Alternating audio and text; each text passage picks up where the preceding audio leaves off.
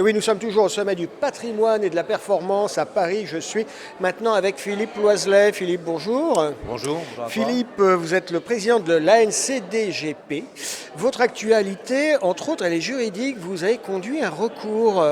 Vous êtes engagé sur une instance. C'est quoi, en quelques mots? En quelques mots, ça fait quelques années qu'on est contre le projet de réforme de la loi sur le courtage, Oui. qui crée des associations agréées.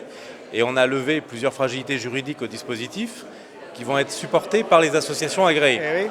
Donc nous, on a demandé des clarifications au gouvernement qu'on n'a pas eues.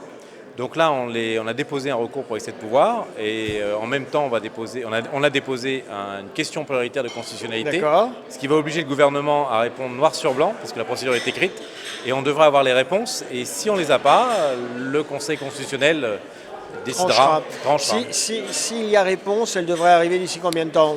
Alors c'est toute la difficulté. La difficulté, c'est que les réponses vont arriver très très tard et le calendrier, on parle plutôt de septembre ou octobre. D'accord. Et on sera à 2 mois du renouvellement Orias, donc ça va être assez compliqué.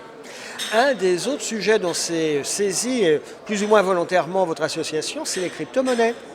Alors oui, c'est arrivé un peu par la bande. Par la bande, oui, on peut le dire comme ça.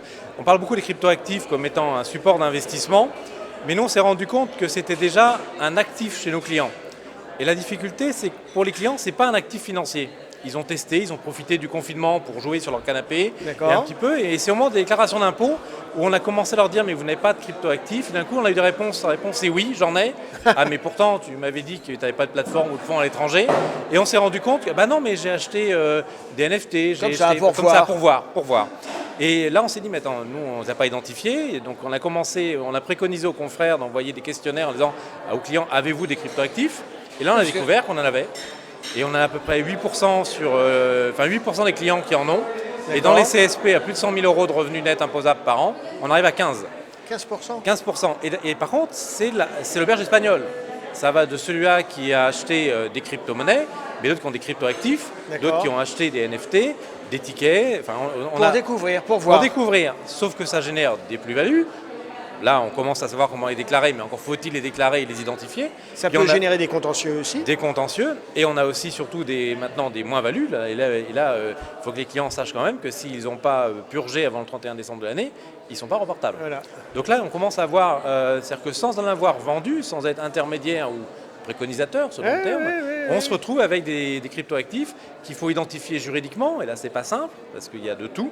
C'est-à-dire que si vous avez une mission de conseil fiscal, vous devez être au courant de ça. Oui, parce que Et bien donc, faut souvent, c'est à alerter partir les des plateformes adhérents. à l'étranger.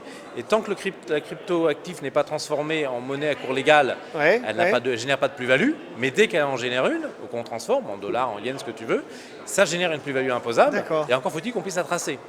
Et bien souvent, quand les clients leur posent la question, mais tu as oublié de me dire que, la réponse, ah oui, mais c'est pour jouer, Oui, quoi. mais Je c'est ne t'ai rien. pas dérangé, c'est rien. Ouais. Sauf que ça commence à faire des volumes. Vous anticipez beaucoup de contentieux sur ces cryptoactifs. Il y a déjà un contentieux qu'on risque, c'est de ne pas avoir posé la question. Parce que quand le client a un contrôle fiscal et vous n'avez pas déclaré vos plus-values, il dira mais moi je paye quelqu'un pour faire ma déclaration. Voyez monsieur Intel. Voilà. Donc nous on dit posez la question et c'était là la découverte. Donc il faut que ça fasse partie du questionnaire de connaissance du client. On commence à avoir des questions patrimoniales, quid du divorce ou du décès. Mon cabinet a eu à assumer le premier décès avec un client qui avait des crypto-monnaies dans une plateforme à l'étranger. D'accord. Et la première question c'est quel est le login et le mot de passe. Et l'épouse te dit il faisait ça sur ton téléphone et j'en sais rien.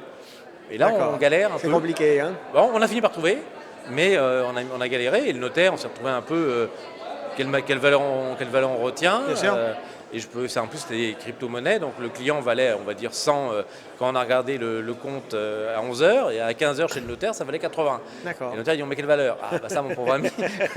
Mais ça fait partie des sujets, et il va falloir qu'on les identifie, au moins qu'on les identifie. Ouais. Pour les traiter. Non, mais ça c'est intéressant parce que ça montre bien que cette profession est parfois à son corps défendant rattrapée par des pratiques qui nous dépassent un peu tous. Philippe Loiselet, merci d'avoir été avec nous. C'est un plaisir, toujours un plaisir de te voir. À bientôt. Merci. Au revoir.